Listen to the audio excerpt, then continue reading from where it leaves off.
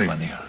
Recuerde que nosotros estamos haciendo mediciones continuas de opinión pública, semanales. Es decir, tenemos un registro riguroso del comportamiento de la opinión pública venezolana semana tras semana, a través de nuestra encuesta fundamental de opinión pública, que es el Monitor País. Los venezolanos siguen esperanzados. Los niveles de esperanza, de fe, son estables, pero están subiendo los niveles de conflictividad, de malestar, de descontento. De alguna manera, una vez que pasa esta etapa de las guarimbas que repolarizaron al país, los venezolanos se están encontrando en sus problemas. Básicamente el alto costo de la vida y el desabastecimiento. El gobierno nacional debe cuidar mucho estos niveles de malestar, de angustia, que tienen que ver fundamentalmente con la falta de certezas con relación al futuro del país. No solo es el malestar por el alto costo de la vida y el desabastecimiento, lo que genera mayor angustia es la incertidumbre con relación al bienestar futuro. ¿No hay allí una secuela de las guarimbas? Hay una secuela de la guarimba. Recuerda que la guarimba o estos episodios de violencia, el objetivo fundamental es que instalan angustias, instalan desconcierto, desesperanza, para provocar posteriormente respuestas neuróticas. Eso es lo que tú llamas la neurotización de la sociedad. Son campañas, son estrategias muy bien elaboradas por laboratorios de guerra psicosocial, que lo que buscan fundamentalmente es neurotizar a la sociedad para desencadenar respuestas violentas, rupturas violentas de la estabilidad del país. Ahora, ¿qué demanda la sociedad en este momento? Respuestas. Los venezolanos no están buscando un culpable. Los venezolanos están buscando o están demandando respuestas a través de un líder. ¿Por qué lo dices tú, que no están buscando un culpable? Sí, cuando aquí siempre la costumbre es buscar culpables. Sí. De hecho, las campañas de neurotización se basan fundamentalmente en exacerbar el descontento. No proponen soluciones, rutas para resolver los problemas, proponen o buscan desencadenamientos violentos, rupturas violentas de la estabilidad social. Los niveles de descontento hay que irlos manejando y tienen que ver, como les decía antes, no solamente con los problemas, tienen que ver fundamentalmente con la incertidumbre. Los venezolanos están buscando respuestas, no culpables. Los venezolanos están demandando un líder que ejecute, que señale el rumbo, que proponga soluciones, que anuncie el nuevo porvenir. La revolución bolivariana está viviendo una nueva etapa. Un líder porque el que había, que era Chávez, desapareció. Que era el padre de la familia venezolana, el marido de los venezolanos, para decirlo en otros términos más crudos. Era el hombre que orientaba, que decidía, que guiaba, que señalaba el rumbo. Ese es el papel ahora del nuevo líder de la revolución. Según los estudios, la mayoría de los venezolanos señala al presidente Nicolás Maduro como el nuevo líder de la revolución. Más aún, lo señala como el nuevo líder de una nueva etapa de la revolución. Con la muerte del presidente Chávez, los venezolanos perciben que culminó una etapa. Esos anuncios acerca del porvenir futuro, del porvenir y del bienestar futuro, son los que en este momento está demandando la población. Es un liderazgo endosado. Sí, no se trata ni siquiera del hijo de Chávez, lo que la gente quiere. La gente quiere el líder de la continuidad de la revolución. Tampoco es un líder carismático, es más bien un líder ejecutor. Es un líder que hace realidad las promesas, las enseñanzas, las visiones del líder fundador de la revolución. Tampoco es un gerente, es más bien un líder cercano, humilde, que toma decisiones, que resuelve los problemas, disminuyendo de esta manera los niveles de angustia e incertidumbre, que son los que realmente, profundamente, producen el descontento y la ansiedad. Ahora, tú hablas del líder, ¿no? Pero no hay otros liderazgos, por ejemplo, en el chavismo, en el gobierno, en la oposición, en el sector social, trabajadores, en el sector económico. Sí, ese es uno de los rasgos fundamentales de la situación actual, que no hay liderazgos. Las estrategias guabinosas, desdibujadas, imprecisas, sin discurso, sin mensaje, sin propuesta de la oposición, lo que hicieron fue contribuir a un debilitamiento de sus liderazgos, fundamentalmente de Leopoldo López, Enrique Capriles y María Corina Machado, que se vieron desdibujados y debilitaron sus imágenes. Hoy el único líder visible, reconocido, es el presidente Maduro. Todo lo malo y todo lo bueno que ocurre en el gobierno nacional es responsabilidad del presidente Maduro. No hay otro referente en el país. En uno de los monitores recientes evaluábamos las percepciones acerca del liderazgo en Venezuela.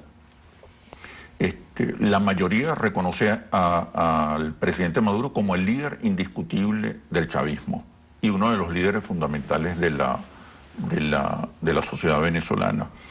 No hay otro líder. Aparece Diosdado Cabello con alrededor del 16% de menciones, y en la oposición el 43% de los venezolanos en este momento no reconoce ningún líder. Solo en los sectores de la oposición hay un liderazgo muy visible en Leopoldo López y Enrique Capriles, principalmente Leopoldo López. Es decir, en este momento no hay líderes. El único líder reconocido, valorado, a quien se le señala como responsable de lo bueno y lo malo, es el presidente Maduro. Eso es una extraordinaria oportunidad. No es un problema, es una extraordinaria oportunidad para seguir desarrollando, construyendo la imagen de un líder nuevo y que este liderazgo está muy, muy asociado a la gestión, a la solución de los problemas. Apartando la política, por ejemplo, en el pasado había liderazgo en el sector sindical dentro de los trabajadores. ¿Aparece algún liderazgo allí? No hemos evaluado en concreto el sector sindical, evaluamos los liderazgos nacionales. Y el único liderazgo visible es el del presidente Nicolás Maduro. Y en el campo económico, del empresariado, no aparece tampoco. No aparecen líderes visibles, poderosos. A lo mejor, si indagamos más profundamente, se asoma. Estas son mediciones que buscan respuestas espontáneas de la opinión pública para medir exactamente la profundidad, el alcance, la cobertura, el impacto de los liderazgos nacionales. No es un líder, recuerden, no es un líder carismático, es un líder que proporciona respuestas y certidumbres a través de la gestión y del anuncio de un nuevo porvenir. Venezuela es fundamentalmente un país paternalista, presidencialista, y hoy los sectores mayoritarios están reclamando un líder fuerte, un líder que tome decisiones, que señale el rumbo. Porque lo que más genera descontento no son los problemas, es la incertidumbre. Cuando tú haces esa afirmación, pareciera que el sentimiento democrático del pueblo no ha avanzado. Sigue refugiado en el paternalismo. Bueno, recuerda que son procesos complejos, a veces contradictorios. Desde hace 20 años hay un proceso profundo de maduración social y política del venezolano. Hoy el venezolano está más informado, más politizado, mucho más involucrado en la agenda pública, le gusta participar. Vea los niveles de participación electoral, son extraordinarios, inéditos en la historia política electoral del mundo. Hay deseos de participación, hay involucramiento en la agenda pública, pero seguimos siendo un país presidencialista. Pero es contradictorio, ¿no? Y es una contradicción, pero forma parte del proceso de maduración social y política que vive el país. Arrastramos siglos, varios siglos, de presidencialismo, de liderazgos fuertes, contundentes, y eso sigue existiendo en la cultura política, en la cultura social del venezolano. Recuerde, la gente hoy, en medio del descontento producido fundamentalmente por la incertidumbre, está buscando certezas, está buscando un líder que marque el rumbo, que tome decisiones, está buscando a un padre, a un líder fuerte que señale el rumbo. Da la impresión que Maduro está estabilizado, ¿no? Eso responde a esa búsqueda de la gente. Fíjese que los niveles de evaluación positiva de la gestión siguen altos, por encima de cada 40%, que en medio de la problemática que hay como consecuencia del desabastecimiento de la inflación puede resultar sorprendente. Eso tiene que ver un poco con el respaldo del chavismo. Pues el chavismo no es solo el resultado de una evaluación de gestión. El chavismo es una comunidad emocional, una cultura política, una identidad de clase. El legado de Chávez, de alguna manera, explica también los niveles de aprobación del presidente, los altos niveles de aprobación del Nicolás Maduro. Pero con más de 40%, con poco más de 40%, no se ganan las elecciones. Y estamos en una revolución que cada año, cada 2 años, requiere ser legitimada electoralmente. Entonces sí hay que hacer ajustes, en la estrategia económica fundamentalmente para bajar los niveles de angustia y descontento. La mayor preocupación del venezolano hoy en día es el tema económico. ¿Sí? ¿Por qué? 8 de cada 10 venezolanos le preocupa hoy más la economía que la política, porque los problemas fundamentales son económicos. Lo que genera mayor malestar y descontento son los problemas económicos. ¿Y la inseguridad? La inseguridad sigue siendo una preocupación importante, pero la inseguridad no tumba gobiernos. La economía sí debilita a los gobiernos, ¿no? Pues es lo que realmente tiene un impacto mayor sobre la calidad de vida. En este momento incluso, lo que más genera descontento, malestar, angustia, no es fundamentalmente los problemas económicos, es la falta de certidumbres, la percepción de que las cosas pueden empeorar. Uno de los retos del presidente Nicolás Maduro como líder único, porque no se trata en esta etapa que vive el país, ya no se trata de un liderazgo compartido, se trata de una visión compartida. El presidente Nicolás Maduro tiene que fortalecer su imagen y su liderazgo a través de la gestión y del discurso, anunciar que hay una nueva etapa de la revolución. No es un sacudón, es una nueva etapa de la revolución que se concentra en este momento en la economía. ¿No te gusta el término sacudón? Sacudón para los venezolanos está asociado a experiencias negativas. El 27 de febrero, sacudón está asociado a dificultades, sacudón está asociado a meneadas de mata, sacudón tiene valoraciones negativas. Y la gente no está... ¿Cuál es el calificativo apropiado entonces? Una nueva etapa. Una nueva etapa de la revolución. Se trata de colocar en la sociedad venezolana un discurso esperanzador. 2 de cada 3 venezolanos piensan que el país va por mal camino. El gobierno no está atado al legado de Chávez. Absolutamente, el legado de Chávez sigue siendo una fuerza social y simbólica impresionante. ¿Y eso no es una visión dogmática? No, yo lo plantearía de esta manera. Hubo una revolución que continúa, hubo una revolución social y política, ¿sí?, que generó bienestar, que generó logros, avances sociales y políticos importantes en la población. Todo eso hay que reivindicarlo, y recordarlo. Nosotros insistimos mucho en que la línea del discurso tiene que ser de dónde venimos, dónde estamos y a dónde vamos. Hay una revolución social y política que ya puede presentar logros importantes.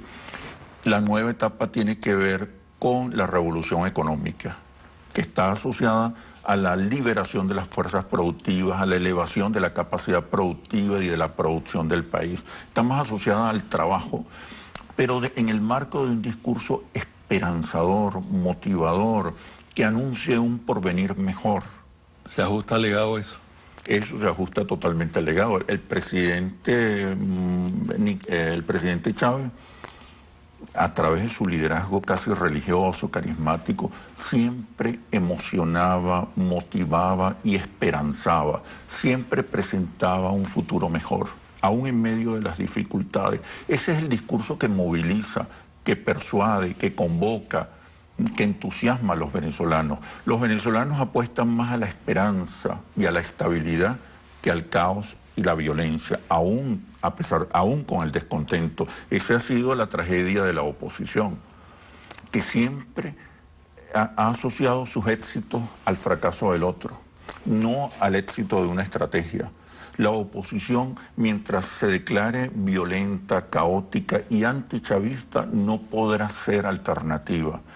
Una alternativa al chavismo es una alternativa que no se declara antichavista y que propone una oferta mejor, una oferta superior, sobre la base de los avances sociales y políticos que se han logrado en estos últimos 15 años. ¿Y el modelo económico? El modelo económico.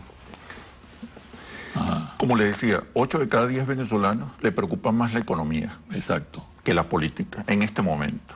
En este momento. Buena parte del... ¿Comparte el proyecto de modelo económico? La gente se inclina por una economía mixta, donde haya participación de la empresa privada, con el objetivo de desarrollar las fuerzas productivas y elevar la producción. El venezolano no descarta ni niega el papel fundamental que tiene el Estado como regulador. De hecho, exigen mano dura contra la especulación y los abusos que existen en la empresa privada. Entonces se trata de un modelo que protegiendo el rumbo social y político, los logros sociales y políticos que ha alcanzado la revolución, ahora inicia una nueva etapa que tiene que ver con elevar la capacidad productiva del país. Una reformulación del modelo. No es un cambio de modelo. Una reformulación. Es el cambio para los venezolanos. Conservando las líneas fundamentales. Exacto, conservando el modelo social. Y es decir, ese modelo que se le igualdad. A ese modelo lo que se le añade es un modelo productivo. No. Es una estrategia económica. Me refiero a la oposición o los sectores que están en contra del chavismo y del gobierno. ¿Qué modelo proponen? La gente no percibe que hay un proyecto ni un modelo. La gente percibe que la oposición sigue siendo una fuerza antichavista. ¿Por qué? ¿No? Que se basa solo en el descontento, no en el respaldo. Ahí es uno de los retos también de la oposición. No cambiar la correlación de fuerzas electorales, más bien cambiar la correlación de fuerza social y simbólica, convertirse en una alternativa para las mayorías, y no solo en el voto castigo. ¿Tú no crees que la oposición no se atreve a asumir un modelo claramente explicado a la población? Es posible, pero yo creo... Pero no lo hace. Yo creo... ¿Por qué no lo hace? Porque yo creo que la dificultad fundamental de la oposición es que desconoce lo que ha ocurrido en el país en los últimos 15 años.